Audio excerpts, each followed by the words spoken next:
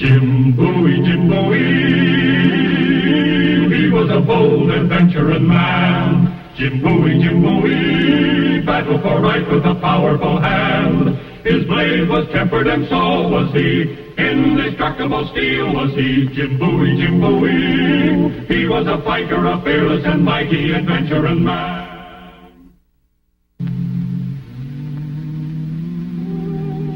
In 1828, gold was discovered in the Cherokee lands in Georgia. In the next couple of years, I heard some vague talk about it, but I was busy in New Orleans, and getting mixed up in a gold rush was the furthest thing from the mind of yours truly, Jim Bowie.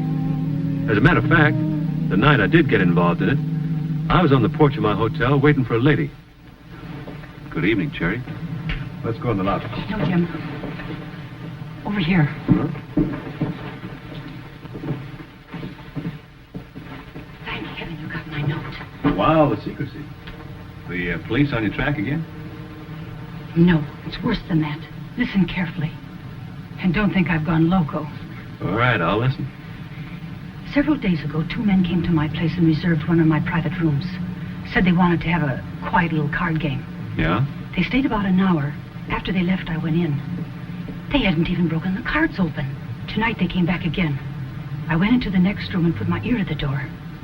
Well, go on. What'd you hear? Jim, they're plotting to kill President Jackson. You just got to get to him and warn him. All the way to Washington? No, Tennessee. A place like Hermie something? The Hermitage. That's Jackson's home just outside of Nashville. They said he'd be there for a powwow about the Indians. What do they look like, these 2 men?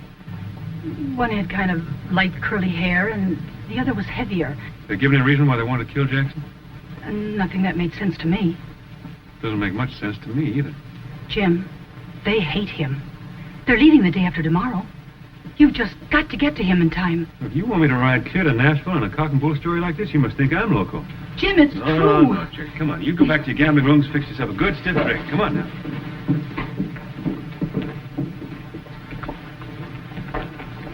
Jim. Go on, Cherry. Be a good girl. I got an appointment. Good night.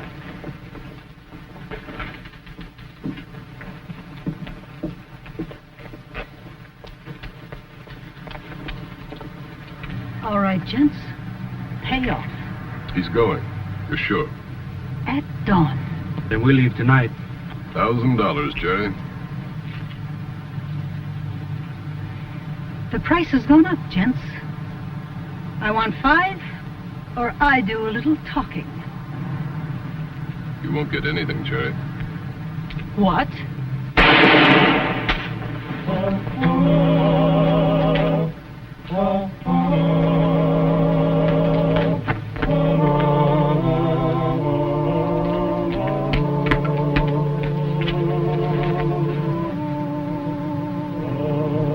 It's Cherry Blondell.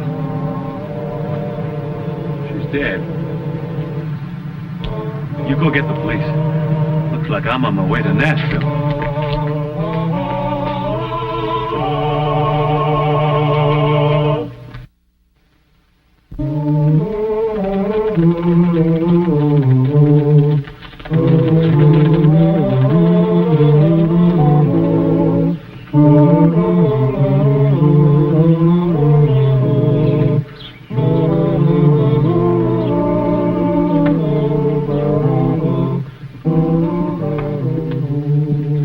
Why do we have to wait for Bowie? What if he doesn't stop here? Where else can he stop on this part of the Natchez Trace? He'll be on his guard. He won't believe me. It's the truth, isn't it? You are half Cherokee. You have been treated like a dog. He'll believe you. It's a waste of time. I want to kill that Indian hater in the White House in a hurry. You couldn't get past the gate. But with Bowie to pave the way, you'll walk right in. Straight up to your great white father. Jethro, we hate Jackson just as much as you do. You think we enjoy having our plantations taken away from us by his tariffs? You talk about dollars and cents. I'm talking about what he's doing to the whole Cherokee nation. Moving them to Arkansas. Things would be different with Calhoun in the White House. The rider's coming. It's Bowie. We're downstairs.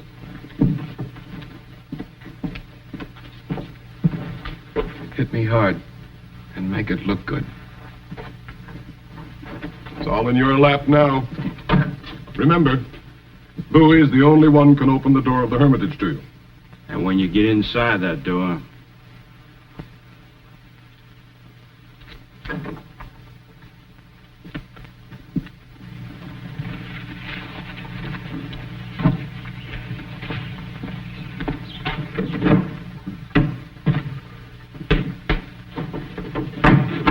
Howdy, landlord. Howdy. Ale. Draw one for me. No, you don't. That's Jethro Pumphrey. Oh? The son of old Josiah Pumphrey. Married himself a Cherokee squaw.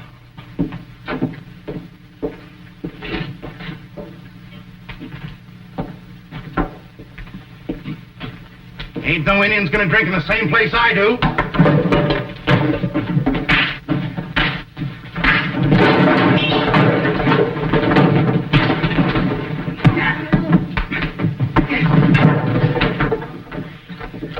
Dirty, stinking half-breed!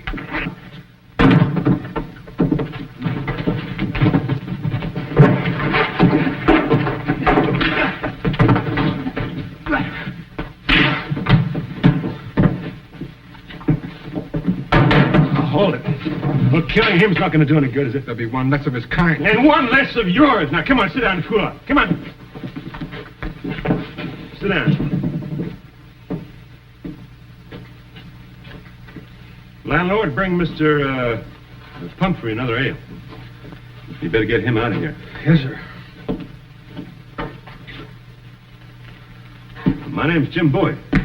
I'm from Opelousas. You want to shake hands with a dirty half-breed? I got nothing against a clean one.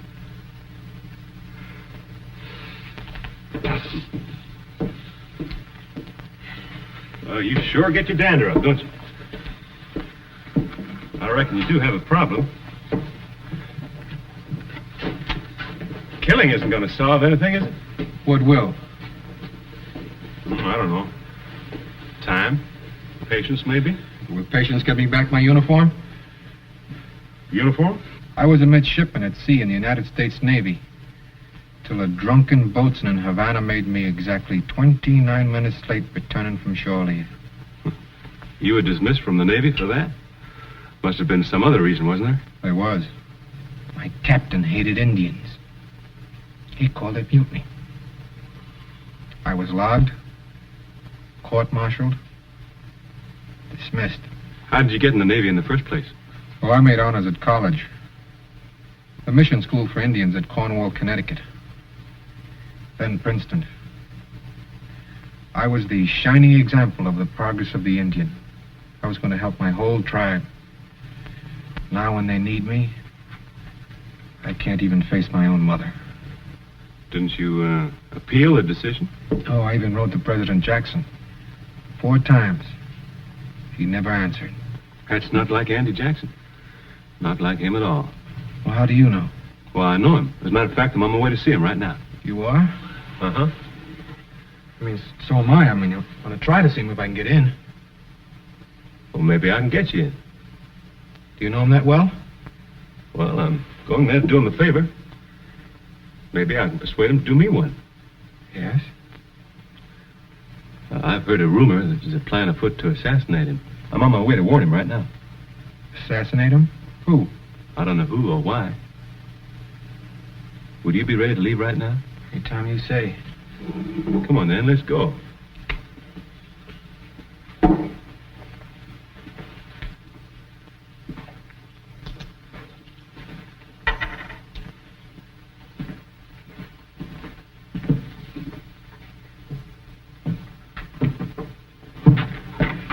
You got a horse? Oh. What if I didn't have a horse? Well, maybe we could have gotten you one.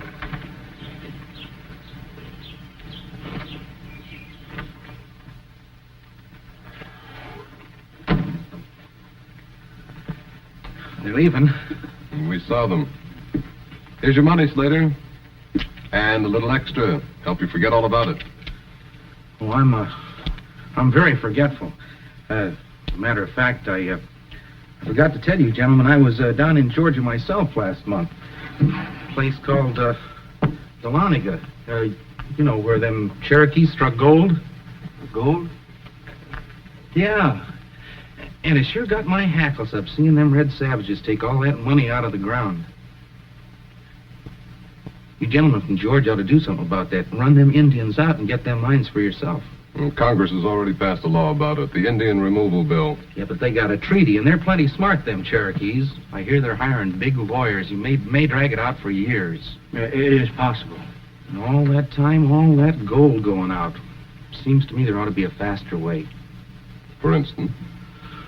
Well, say a Cherokee was to assassinate the president. If that happened, them Indians would get moved out real fast. That is, what's left of them. Just, how does this concern us and you? Well, I got no use for Andy Jackson, and I kind of like you gentlemen. And I dearly love gold mines. And I was kind of hoping that you'd take me to Nashville with you. You are going to Nashville, ain't you? Yes, we're going to Nashville. We're leaving now. You're not Slater!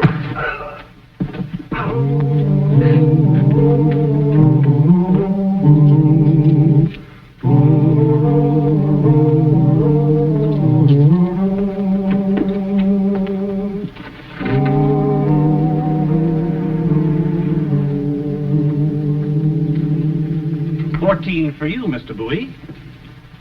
And 16 for you, Mr. Pumphrey. Has President Jackson arrived at the Hermitage yet? Yesterday, sir. The whole town's excited. I'll bet it is. Thank you. Jethro, you going up to your room, get changed and washed. I'll go see when we can get an appointment. All right.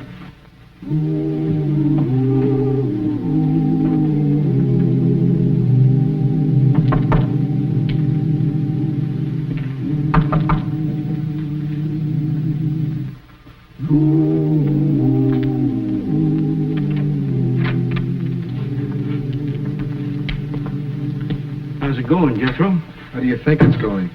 Fine. He doesn't suspect anything, does he? No. It was even his idea to take me to see the president. Just like we figured. Listen, Marlowe. I can get to Jackson by myself. Why do we have to use Bowie? You're using Bowie to get justice for your tribe, aren't you? You're not asking him to pull the trigger, are you? But I don't need him. Look, Jethro. When we found you, you were drunk on the levee at New Orleans. Was that helping your people? This way, you can get that Indian hater out of the White House. Do us all some good. All right. All right, get out before he gets back here. I'll come back to town after you're through. We'll find you and help you get away. There won't be any afterwards for me. You have a gun, you know what to do. What if I don't get a chance to use it? Come back here. We'll start over. And one shot's all you're going to get. Don't forget that. One shot's all I'll need.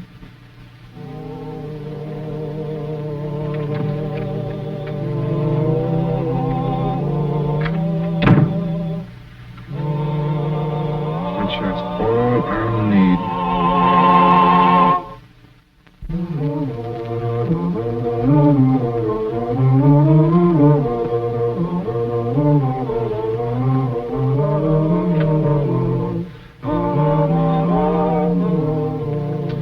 That's the late Mrs. Jackson.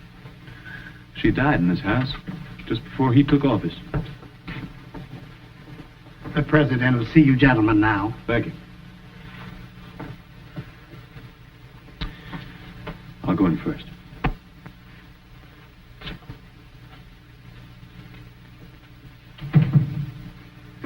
Jim Bowie, I'm glad to see you again. Oh, thank you very much, Mr. President, sir. I'm afraid I've come with some very alarming news. You too? It'll have to wait. This is more important.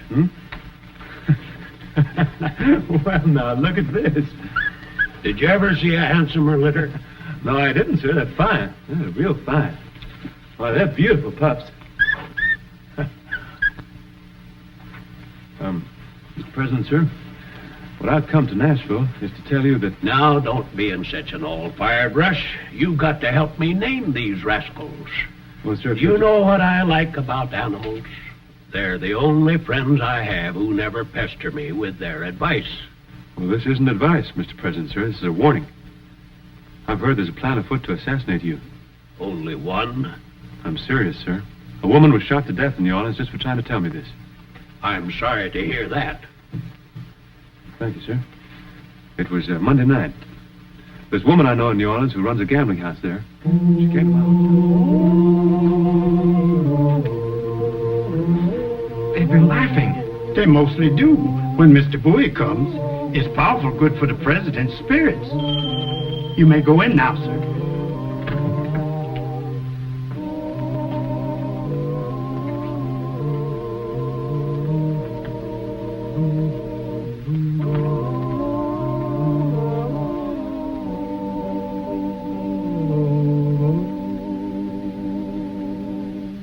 This one looks kind of ornery. Who are we going to name him after? Well, how about Sam Houston? Hello, young man. Sorry to keep you waiting. I had some important decisions to make about my family here. Told Mr. President your story, Jethro. You left out one thing, Jim. This young man had to be twice as good as any other midshipman in the Navy, just because he is half Indian. That's right, sir. And he had to work twice as hard to get there, too. You've had a tough row to hoe, son. Yes, sir, I did. Confound it, you can't call a man a mutineer for overstaying shore leave by 29 minutes. Trumped up charges. That captain ought to be skinned alive. I thought you'd get fired up, sir. Fired up? Jethro, if one of my 97 assistants mislaid your letters on purpose, I'll have his scalp. I might not remember somebody like Jones or Smith or Green, but who the Sam Hill could forget a name like Jethro Pumphrey?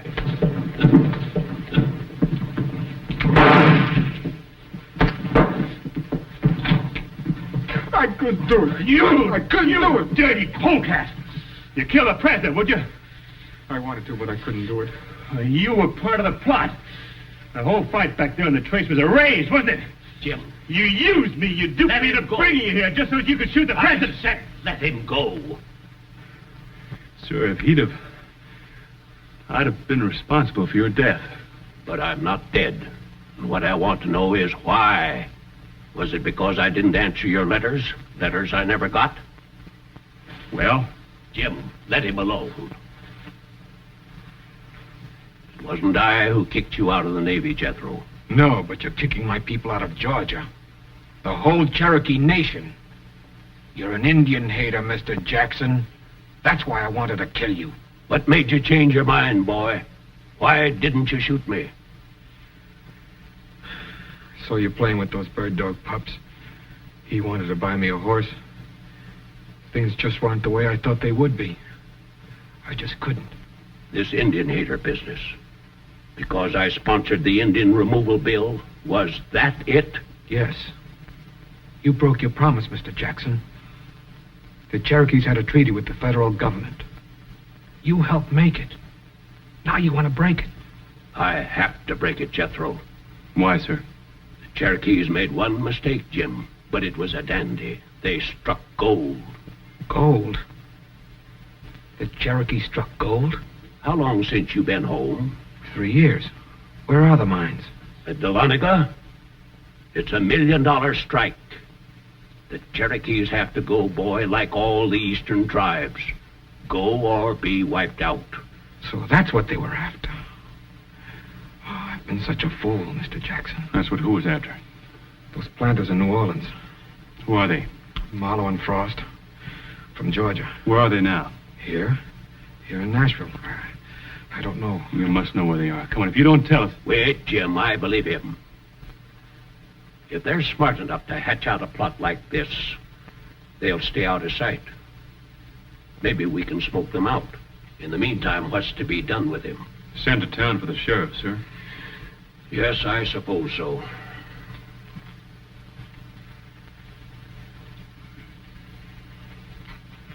Jethro? Sir? Did these men have an alternate plan in case you fail today? Yes, sir. I was supposed to go back to the hotel. Good. You do that. Well, you can't mean that, sir. You're not going to let him walk out of here. Isn't that for me to decide? I'm the target. Yeah, but you can't trust him. Put yourself in his place. He got an education to help his people.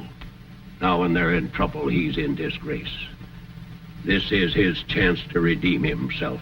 Go back to town, Jethro, and if they come to you, report to Jim Bowie at his hotel. You mean I'm to wait back at my hotel, cooped up with my hands tied behind You always have to wait for big game. Get along, Jethro. Thank you, sir.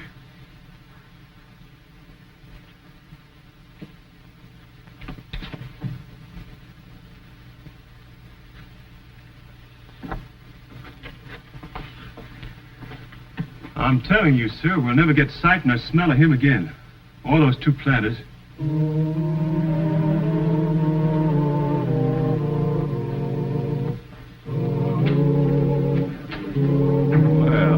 this is a surprise.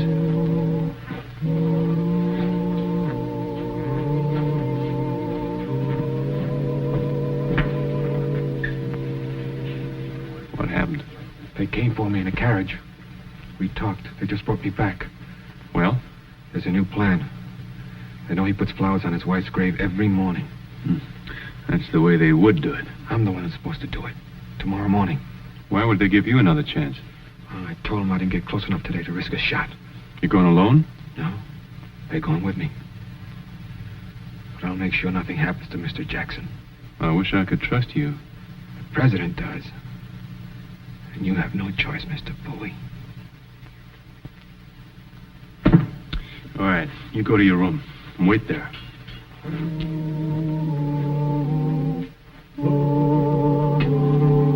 I have a little errand to run.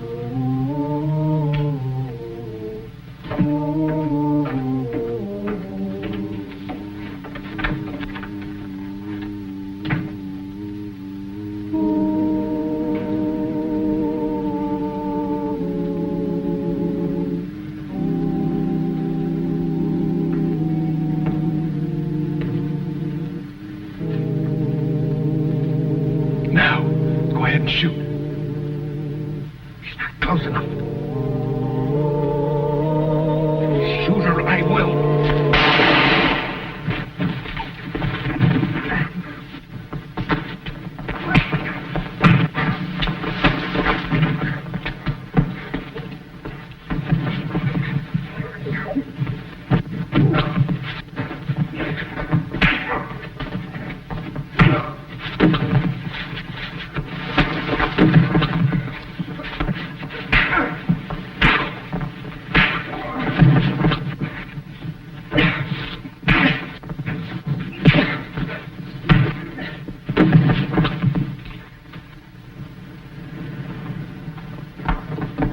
Hold those two for the murder of Cherry Blondell in New Orleans. Mr. Bowie. Yeah, I had a hard time talking the president into this. Here it comes now. This fool pup tripped me when I was hunting my sword. Anybody hurt? No, sir. I'm mighty grateful to both of you. But there is one more favor I want to ask. They're starting to write books about me, but this is one chapter I don't want in any of them. Understand? Yes, sir. Yes, sir.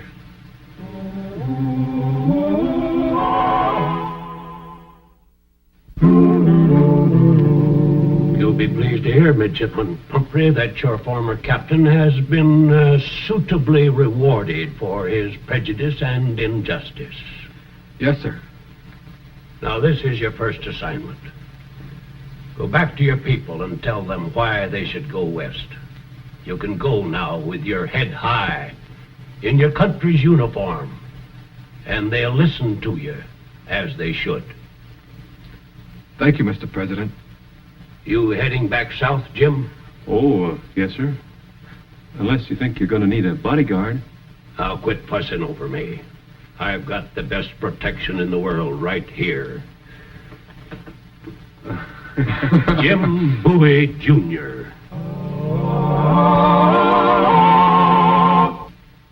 And here's the star of our show, Scott Forbes. Hello. Hope you enjoyed tonight's show. and that you'll be with us next week for another adventure in the exciting life of Jim Bowie. He fought for the rights of man. Jim Bowie, Jim Bowie, he was a bold adventuring man. Jim Bowie, battled for right with a powerful hand. His blade was tempered and so was he. Indestructible steel was he. Jim Bowie, he was a fighter, a fearless and mighty adventuring man.